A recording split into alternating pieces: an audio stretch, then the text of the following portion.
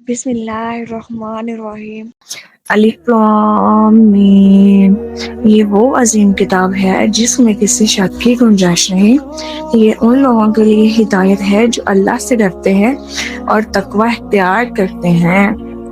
وہ لوگ جو غیب پر ایمان رکھتے ہیں، نماز قائم کرتے ہیں اور جو رزق ہم نے انہیں دیا ہے اس میں سے اللہ کی راہ میں خرچ کرتے ہیں، اور وہ اس کتاب پر بھی ایمان رکھتے ہیں جو آپ صلی اللہ علیہ وسلم پر نازل کی گئی، اور ان تمام کتابوں پر بھی جو آپ سے پہلے نازل کی گئی، اور آخرت پر پورا یقین رکھتے ہیں۔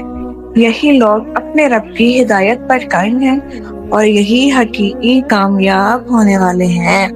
جن لوگوں نے حق کا انکار کر دیا ان کے لیے برابر ہے کہ آپ انہیں خبردار کریں یا نہ کریں، وہ ایمان نہیں لائیں گے۔ اللہ نے ان کے دلوں اور کانوں پر مہر لگا دی اور ان کی آنکھوں پر پردہ پڑ گیا ہے، اور ان کے لیے بہت بڑا عذاب ہے۔ کچھ لوگ ایسے بھی ہیں جو کہتے ہیں کہ ہم اللہ اور آخرت پر ایمان رکھتے ہیں، حالانکہ حقیقت میں وہ ایمان لانے والے نہیں ہوتے۔ وہ اللہ اور اہل ایمان کو دھوکہ دینے کی کوشش کرتے ہیں، مگر در حقیقت وہ خود ہی اپنے آپ کو دھوکہ دے رہے ہوتے ہیں اور انہیں اس کا احساس بھی نہیں ہوتا۔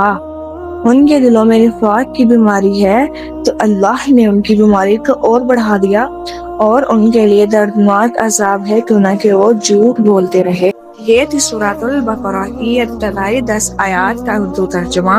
اللہ تعالی ہمیں قرآن کریم کو سمجھنے، اس پر عمل کرنے اور اس کی روشنی میں اپنی زندگی گزارنے کی توفیق عطا فرمائے، آمین۔